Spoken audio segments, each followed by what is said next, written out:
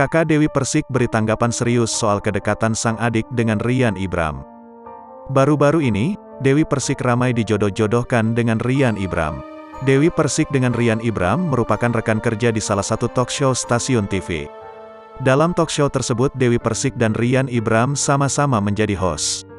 Terlihat Rian Ibram dan Dewi Persik memiliki kedekatan. Keduanya pun lantas sering dijodoh-jodohkan dengan warganet. Mengetahui hal tersebut, kakak Dewi Persik, yang akrab disapa Mas Bin memberikan tanggapan soal kedekatan Dewi dan Rian. Dijodohkan? Iya, bagus, beber Mas Bin. Kan manusia saling berjodoh, sambungnya. Saat disunggung soal kecocokan hubungan Dewi dengan Rian, Mas Bin menanggapi dengan serius. Mas Bin kembali menegaskan apabila Dewi dijodohkan dengan Rian, menurutnya merupakan hal bagus. Sebagai kakak dari Dewi, Mas Bin mendukung hubungan Dewi. Selain itu Mas Bin setuju bila adiknya dijodohkan-jodohkan. Mas Bin tidak berharap jika Dewi menikah lagi. Menurut Mas Bin harapan itu membuat kecewa. Suatu hal yang penting yaitu adalah melakukan kehidupan yang baik.